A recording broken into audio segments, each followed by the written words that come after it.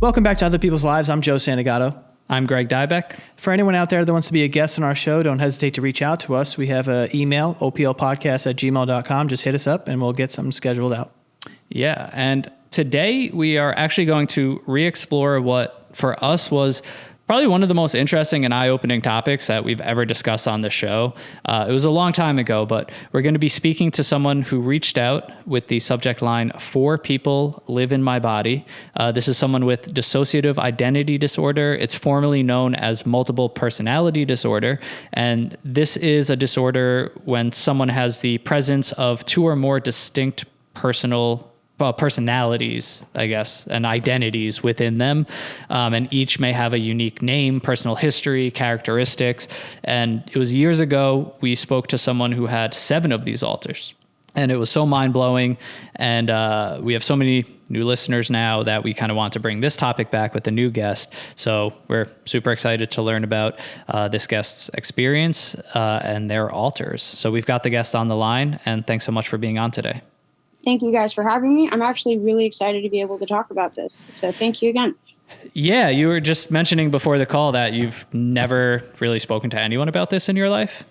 Well, I've spoken to a therapist and another therapist before that, but personal friends, close friends of mine are the only people I've ever actually been able to talk to about it. Yeah, well, I guess now let's loop in thousands and thousands and thousands of strangers. So that's what we do. Yeah, no, we appreciate it. But yeah, can you just start off? I guess, first of all, was my definition correct? And when did you realize that you had dissociative identity disorder? Well, your description of it was really actually nice to hear. It was refreshing, to say the least. I realized that I had dissociative identity disorder, I want to say around when I was 24. I'm about to be 27. For a long time, I was given a lot of different diagnoses in therapy, and none of them really fit quite correctly, or they would fit sometimes and not at others. And I started exploring the idea because of a friend of mine who also has dissociative identity disorder. And they made a post about it on Facebook a few years ago. I brought it up to my therapist and she was surprised. And she said it was something that she was going to talk to me about because she was working on my diagnosis. So in that session, she said, I think you meet the criteria for dissociative identity disorder. And it's kind of been a learning experience ever since. And the thing about getting diagnosed, at least for me, I live in Nevada, which has the worst mental health, I think, in the country, like the worst mental health care. You don't really get like a certificate or anything fancy. You don't really get like a plaque that has your diagnosis on it. It's kind of just a consensus. At least for me, that's what it's been, that you have with a professional. So since then, I've just been exploring it more and more, and it's kind of clicked in my head for me through my healing and my journey in therapy, and kind of rediscovering the experiences, like the adverse experiences I had in childhood, and how that kind of formed the council, I guess. The council? Yeah, I like to call it the council. It's a really fun way of describing, when there's a couple people up in there and they're all trying to. Oh, like I like that. The council of all the personalities and the alters. Gotcha. I like that. Can you kind of describe the other personalities or identities? Also, which word is like appropriate for that? I really like alters. I think that's good. Yeah. It kind of just describes, like, if you play like a video game, you have multiple save files at the game. That's a really good analogy, I think. Mm-hmm. But yeah, I would love to be able to describe them. There's 4, and they kind of correlate to points in my life, like developmentally. So there's Zoe, which is my birth name, and that's kind of represented as like the inner child, like the, I can still visualize them as what I imagine I looked like as like an 8-year-old child, which is when I experienced a pretty severe trauma. And then there's Felix, which kind of developed as like the adolescent, took over like from, ages like after 8 to around 16 or 17. And then there's Pax, which is an alter that I still am a lot of the time. And that was around, I want to say when I was 20, 21. And recently after that, when I discovered I had, or when it finally clicked, I feel like I coined the new name. I have a chosen name of Ezra. And that's the altar that I'm in most presently. And someone that I've recently become, I'm quite happy with. I could go into a lot of detail about all these people, but yeah, no, definitely. Yeah, no, and we are curious to kind of understand the differences. So Ezra is the altar that you're currently in, you said? I would say that's like the captain of the ship. They kind of are represented by me as I am presently. I became I made a child. I made a whole nother human being, and that's a kind of a crazy thing that happens. But I became a mom, so they're kind of the motherly, like the mother goose type person. Okay. Yeah. And do you have, because someone we talked to in the past is like, they don't really have like, if I remember correctly, like memories when the other altar is sort of at the front. So is this something that you can control, or does it sort of just hop in and out of other altars? It's both. Sometimes if you're particularly, if I'm triggered or something is really upsetting to me, I'll tend to switch over. It's not really a conscious decision, but what's really cool, I think, and that I'm happy to be able to talk about, is I find my altars to be quite helpful, and I can bring them forward when I need to. I've learned that through kind of getting to know them as they are. And if I can be completely honest, I've experimented with different psychoactive drugs that like ketamine is a dissociative, and I remember it being particularly helpful in sort of identifying all of these altars and bringing them together, as I call like the council. I started being able to recognize all of them at the same time. That's interesting because, to Joe's point, I know the first guest that we spoke to years ago that had, I believe it was 7 altars. Like Joe was saying, there were moments where he wasn't necessarily in control of when like a certain altar would like front. So literally for him, if he's like a straight male, then like one of his altars identifies as like I don't know, like gay teen boy, I think it was, or something. So like he'd all of a sudden like had a boyfriend through one altar, but then would go back to his host and like not really have memories, but like for the past week was maybe like with his boyfriend, even though then he's back as his like straight identifying host. And it seemed like very like blackout moments, and his like an inability to kind of control, I guess, which altar would front. But in your case, it seems like you're saying that that can happen, but it's also like something that you're learning to control. And almost when you say counsel, is it almost like embodying all of them at the same time? Sort of like, are they communicating with each other? That's an interesting question. Sometimes it feels like I'm Ezra, but there could be sort of like the out of body, like, almost like an ego, like an absent of ego experience where you're just observing all of them at the same time. You're kind of just like the combination of all of them is own, if that makes sense. And, the other guest you had on who had 7, like you were saying that sometimes they will be a different altar for a period of time and they won't really have a memory of it. That definitely, I do relate to that. I do have an altar that I don't really have control of or remember a lot of the time. They're very, very like one-dimensional, and it's someone I call Sarah. the customer service voice, like when you clock into work and you kind of like this autonomous person. For me, that's like represented by this person I call Sarah. So I think it's really interesting to think about. I imagine that there is like kind of a collection of experiences or moments or sporadic alters, I would guess, that I may not even know that I've been. That's kind of the trippy thing about it. Huh. Yeah, I mean, and my next question, I was going to ask was, has there ever been any other alters besides the 4 that you currently have now? Like, has any, presented themselves, but then sort of just kind of disappeared over time?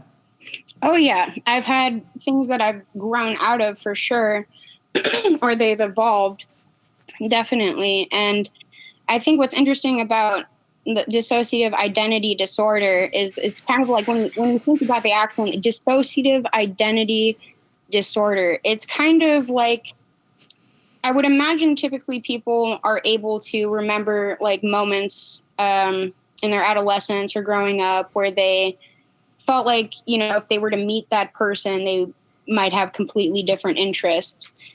I think for me, and I know that other people with dissociative identity disorder say this, is like to think of yourself as a cohesive, like unified, streamlined person it just doesn't compute. So I think it's also really important to highlight that this is like a memory thing as well. Like it is a disorder because there are times that I will not remember full conversations that I've had. And I know that I've had them because someone will tell me and there's this vague recollection, but no way to actually to pull that information out because those alters are tied, to an emotional state. So sometimes it can be really distressing. And I know that it's caused problems in my relationships, both like friends and romantic partners, where I'm simply unable to remember or process certain things. And I know that my last partner would not believe me. They would find it to be like a cop-out or something like that.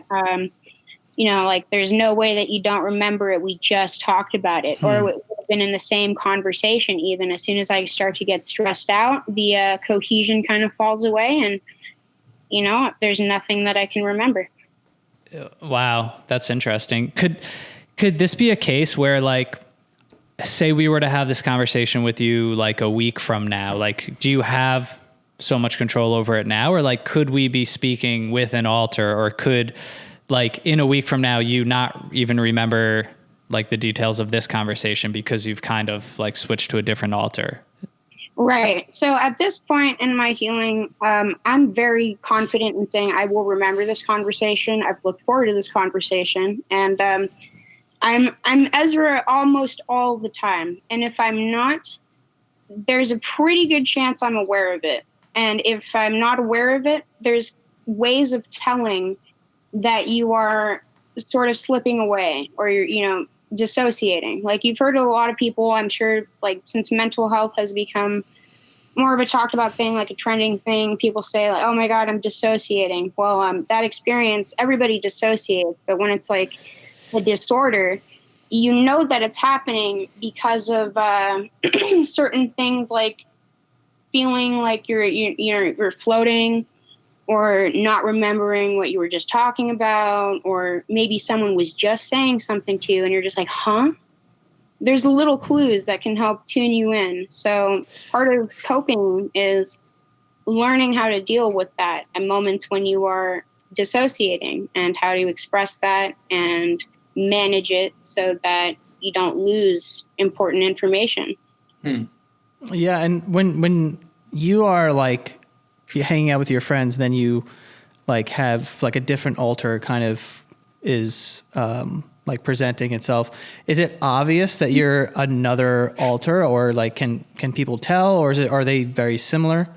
My friends, my close friends, like my best friend actually reminded me of Sarah, which is really funny because I didn't really have an idea of that I was that person, and it was because we were talking about employment and working. I've been a line cook for years, and it's something that Ezra really doesn't like. Ezra refuses to ever work in a restaurant again, but Sarah is willing to and kind of excited about the idea of maybe going back into like the workforce. And it comes out in moments, and I do not remember it. Ezra does not remember Sarah at all. Even though this is your day job, like almost every day you're going in and cooking and having this job. Record. I'm unemployed right now. I'm a stay-at-home mom and an artist. I don't do the 9 to 5 anymore. It's just something I gave up a long time ago. I'm at peace with that. I'm fortunate enough to live at home with my mom in our family home, so I don't have to worry about rent, which I used to. And I'm just honestly, it's been really good for my health. So Sarah is someone that comes out, I guess, when things get hard. And I imagine, yeah, I could do that. I could do the 9 to 5.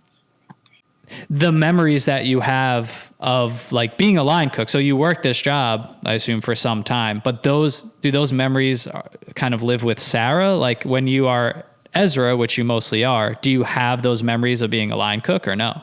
Yeah. So that's the thing. They remember it differently. Like I can have shared memories for events. Like as Ezra, I know that working in a restaurant is only comical because it's something that I would do as like a bet, you know, like how long could you last kind of thing. It's just like, yeah, I'm way over it. But Sarah, it's like I would almost accept a job offer and then not even remember it. Like there have been, yeah, it's I've actually honestly had issues where like you'll use Indeed and if Sarah is present, I'm not aware, I'm stressed out, and I feel like, oh man, I need to do something productive. I'll start applying to jobs. Maybe I'll get a job interview or something like that. I'll have a phone interview. I won't remember it, and then I'll get like an email. I'll be like, oh wow. And then as Ezra, I'll remember, oh dang, I almost accepted that job like last week.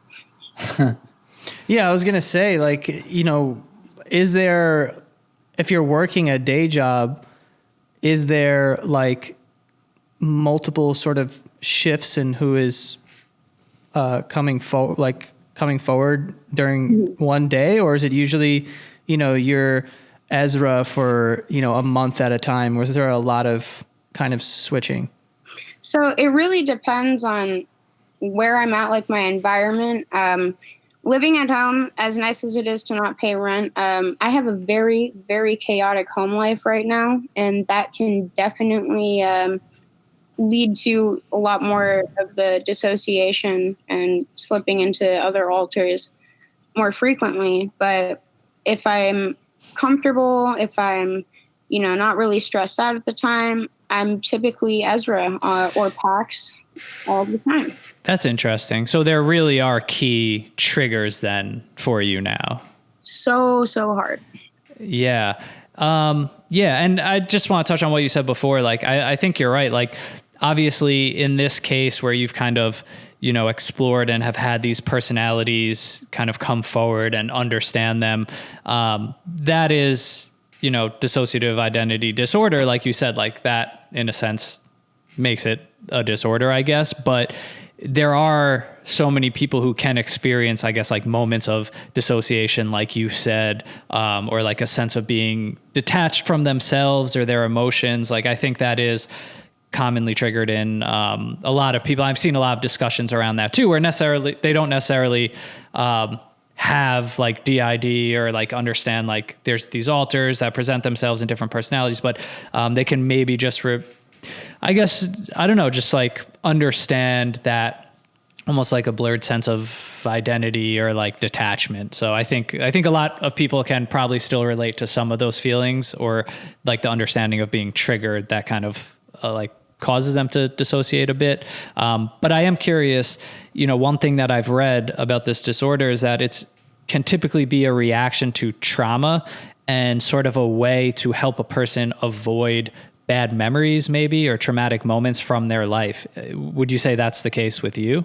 Yes, absolutely. I'm glad that you brought that up, because I'm very passionate about that. Everybody has experienced some kind of trauma in their life, but with complex trauma, I think, or prolonged trauma, it can tend to fracture a person's identity in a way. So when you're growing up as a child, you learn everything about the world, yourself, who you should be, how to make friends from your parents or whoever is raising you. And you are not able to form a cohesive sense of self if you do not have a safe place to grow up or, be a human, make mistakes. If you're constantly in a state of like hypervigilance, always worrying about something that's going to happen or fearing for your safety or your needs, then there's no way to explore what it means to be you, because all you really are is you're either hungry or you're tired or you're scared or, something else. So I experienced a really profound amount of trauma growing up, and I'm very comfortable with it now. But growing up, it made it impossible to have a cohesive identity in the way that most people normally would if they had the safety to be themselves all the time, if that makes sense. Yeah, no, I think that's really well said. And, up to you how much detail you feel comfortable going in, but do you know like exactly what from sort of your childhood that you kind of see as the trauma that has maybe brought this on? Yes, I do. So I remember I wrote you guys, I think, an email first, and it was, I think the title was something like, I grew up in a suburban crack house or something. But I realized that's not really what I want to talk about. I'd rather talk about myself and everything. So I'm glad that I wrote a different email. But that's kind of, that's kind of like what I experienced. I grew up in such a way that was really, really just chaotic. And I did not have a chance to, Was it living with was it like a family that were addicts or? Yeah, my mom is has been addicted to heroin for maybe close to 40 years. Wow. Oh, wow. Like presently? Yes. Oh, wow. But you mentioned before that you live with your mom. Yes, I do. Oh, this is getting complex. Oh, yes. That's a whole nother thing. If you ever want to have me back on the show to talk about addiction from the eyes of a person who's never used, I have. That's a big part of my life. Was being around that, and it's gotten pretty crazy at times. But I'm at peace with it, and I'm learning so much. Wow. To handle it now. Do all of your alters recognize your mother as their mother as well? That's such an interesting question. I really like that, and I'm not sure. Yeah, I know that for my own healing as Ezra, part of like growing is recognizing my mom as not my mom, but as another human being. And I know that a lot of people who I'm close to, who've also experienced a lot of trauma or an abusive parent, kind of resonate with that, where if you can look at your parent, the person who hurt you, not as your mom, but as another human being who may have also suffered in ways that you can't imagine, it can help you to find that peace, that forgiveness that you need. Wow. So is that sort of what's allowed you to stay in that environment? It's just so interesting to hear that you essentially this, dissociative identity disorder, sort of, I guess, stemmed from the trauma of your childhood of living with a parent that's a drug addict and not being able to really form an identity for yourself growing up in that environment, but you're still in that environment even all these years later. So yeah, how exactly then, I mean, I guess you kind of just touched on it, but like, how do you kind of cope with that? Or is it the like constant like dissociation that is like allowing you to kind of cope and stay in this environment? And like, why are you staying in this environment, I guess is my question. So those are all wonderful questions. And you kind of, you were pretty intuitive with that. Yes, I do dissociate a lot, and sometimes it helps. Other times, I'm able to kind of glide through difficult situations by parceling it out, or by putting it in little packages I can digest, or in ways that I can better understand.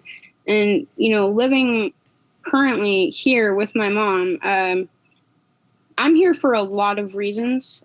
And a really big one is it's so difficult to live, like to make rent, to be able to find time for yourself, to take care of all of your needs. And my grandfather, my late grandfather, left this house to my mom, completely paid off. And because of that, I have the privilege, and I'm fortunate to be able to not have to worry about rent right now. So despite how difficult and chaotic and insane it is that I'm back here, Wow. it feels like kind of like a trade-off. Like, you know how I hate work so much. It caused so much trauma for me, given who I am, or, you know, who we are, if that makes sense, that I'd rather, it's like the trade-off. I could work and try and make rent and still have this much sanity, or I could just be here and pursue my art, spend time with my daughter. When she's with me, she and her dad and I are separated. So, you know, I have that half on, half off life, and I'm enjoying it.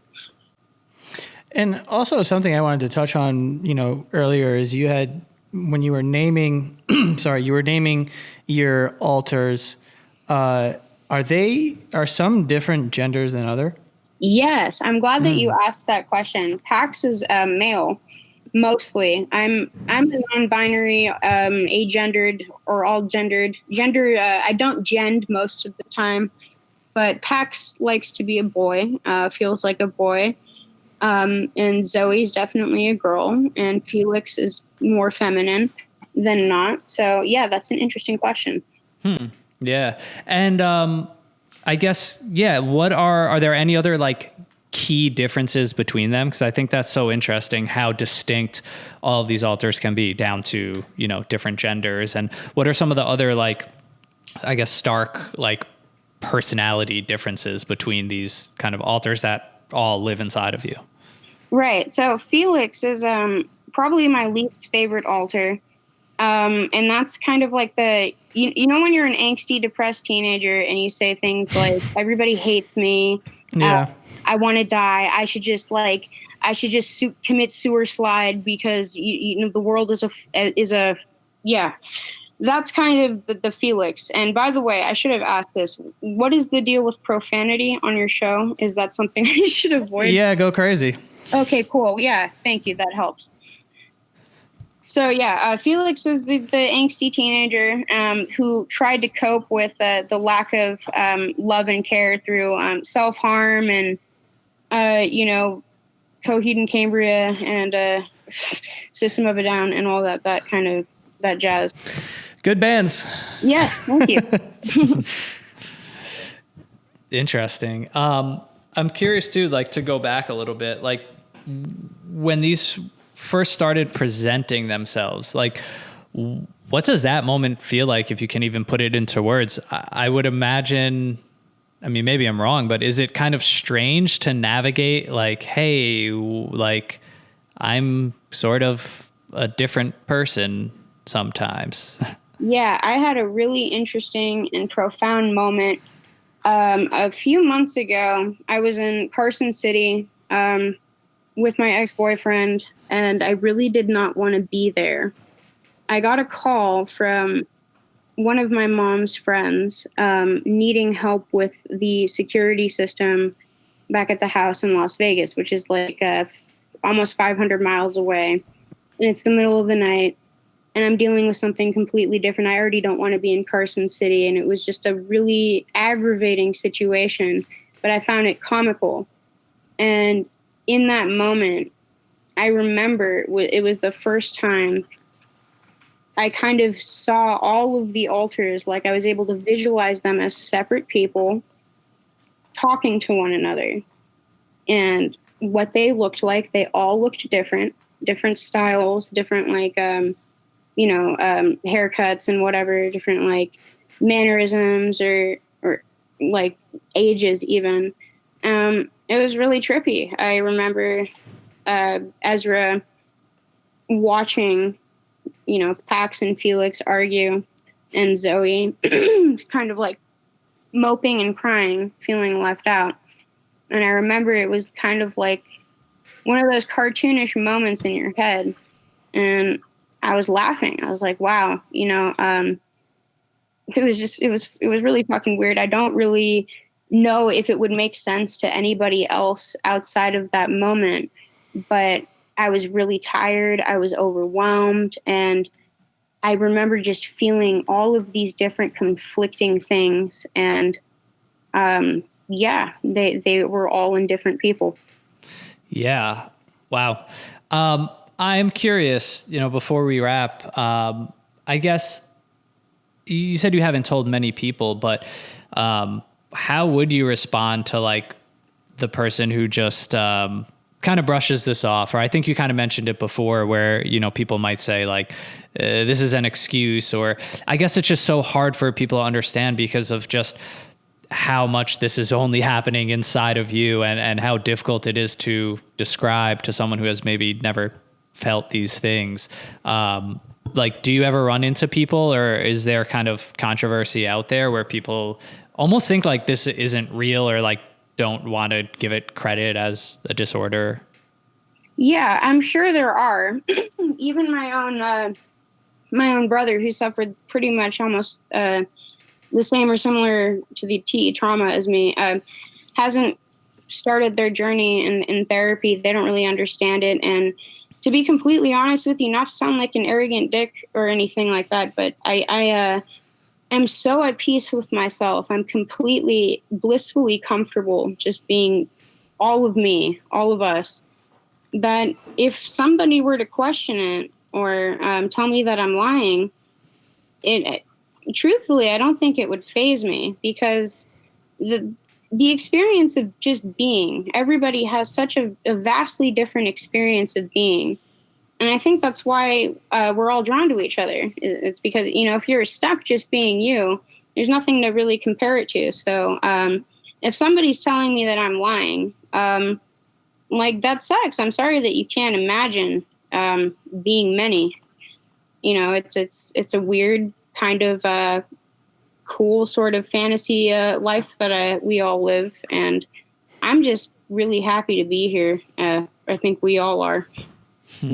I think that's a really cool way of looking at it.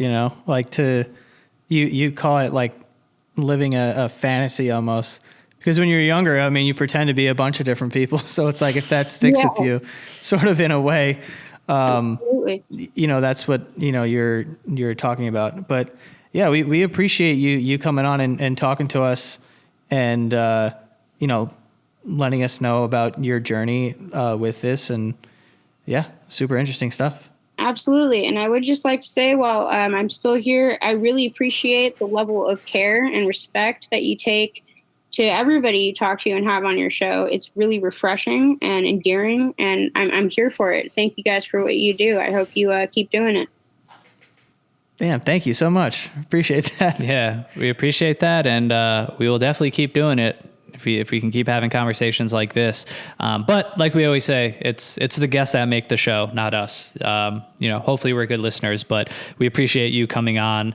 Like you said, it's something you haven't really spoken to a lot of people about. So to come on a platform like this, knowing how many people are now going to hear your story, we just, we appreciate it so much. The show's nothing without people like you. So thank you for that. And, we wish you and the council good luck with everything. Well, we thank you, and the pleasure is all ours. Thanks again. All right. No Have a problem. good See one. ya. Bye. Bye.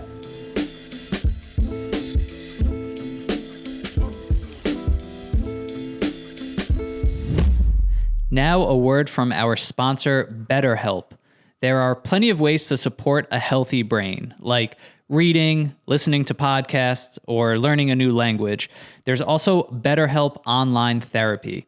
Personally, I've always taken a lot of care to support my physical health, and it hasn't been until recently that I realized just how important it is to maintain and support my mental health as well. And therapy has helped me do that. It's been a huge game changer in my life, and it's honestly helped in ways that I didn't even realize it could when I first started. BetterHelp is online therapy that offers video, phone, and live chat only therapy sessions, so you don't even have to be on camera with someone if you don't want to be. And it's way more affordable than in-person therapy, which is super expensive these days. And you can even be matched with a therapist in under 48 hours, so you can really sign up and get started right away. And our listeners get 10% off their first month at betterhelp.com/OPL. That's betterhelp.com/OPL.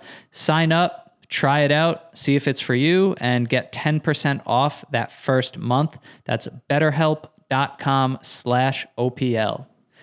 We're excited to tell you about Bon Charge. Bon Charge is a holistic wellness brand with a range of premium wellness products to help you sleep better, perform better, have more energy, and more.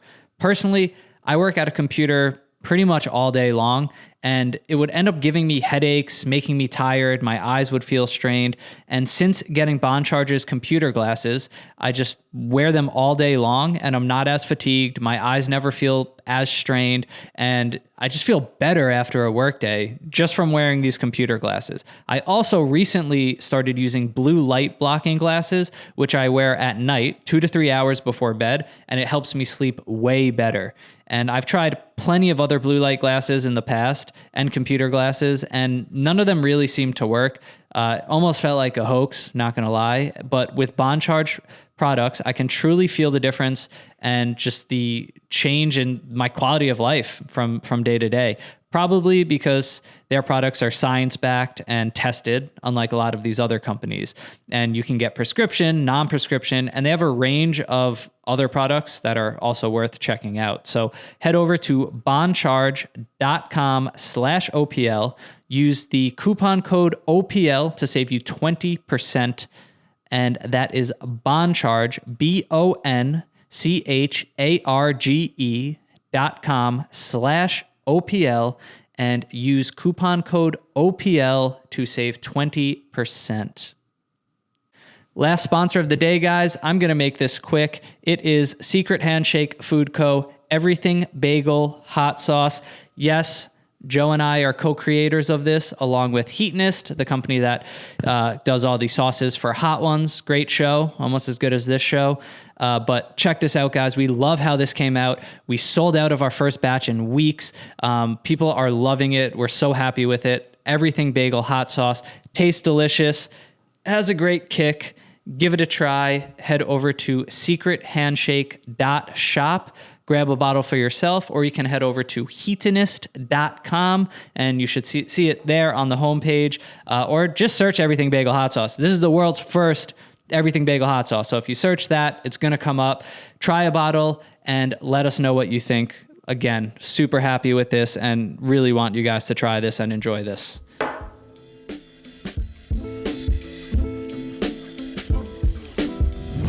Kind of wish I had a council. Damn, we just got like 4 new friends in one shot. Fucking idiot. But yeah, man, I mean, it is super interesting stuff. And that was honestly a really cool way of looking at it at the end, where it's like, other people think that I'm lying. That's fine. But you know, I feel like that sort of encapsulates this every episode that we could have done, where it's like, oh, this is weird, or like this person's making this up or whatever. And it's like, I mean, we're all just having different experiences here, and it's like, why really lie? Why make it up? Or, you know, it doesn't. I don't know. That it just felt really like refreshing to hear that sort of very passive answer to people who are just being malicious. Yeah, I think. Yeah, exactly. I mean, it's a real experience if it's real to her. And like, I mean, I think enough people have come forward to talk about this, and it's categorized as, you know, what it is, dissociative identity disorder. And it's just like to bulletproof yourself in that way is, I think it is refreshing, like you said, no matter what it's in regard to. But that's just like a level of like self-esteem and comfort with yourself that's hard for everyone, I think, at times to have. So to hear someone that's very sure of themselves, especially when they're sharing a story like that, which I asked that question because, you know, maybe even people listening here, it's like, it's just so hard to wrap your head around and understand. And I could see it being easy for people to say, like, really, like, are we just like putting words to this thing that doesn't make sense? But like, I think she did a really good job explaining it, and she doesn't care what you guys think. So there's that. Yeah, I feel like I threw that out the window once we started doing the show. Like, eventually it was just like, I don't believe this. This is very hard to believe, blah, blah, blah. But then after you have these in-depth conversations with enough people, you start to realize, like, dude, this is obviously all real, and people are having different experiences. And I mean, you can argue about which, like, oh, there's a part of the brain or a chemical, but it doesn't even, that to me doesn't even matter. Your experience and your reality is what is real. And then, like, if that is the reality for some people, like, then it has to be real. Yeah. And in this case, like, as a reaction to trauma, to her childhood, to what she went through, like, this is what her mind and body, like, created for itself, I guess, to cope. You know, I guess that's what that is. And, you know, that's her personal experience that she went through, and that's her experience, you know, after it. So arguably better than when some people go through trauma and like shave their head and get a shitty tattoo, you know. Sometimes people do that. She may have, we don't know. But but who knows? Maybe one of her alters. But yeah, no, totally. And just really will like forever be just one of the most interesting topics to talk about. So yeah, we appreciate her sharing her story. Definitely. And for anyone out there that wants to share their story on our show, definitely hit us up. Our email is oplpodcast@gmail.com. And follow us on Instagram, on TikTok for a bunch of clips at OPL Podcast, and head over to patreon.com/OPL show if you want to contribute to that, and we'll use the funds for different charities and things like that. And that is all for this week. Yep. We'll see you guys next time.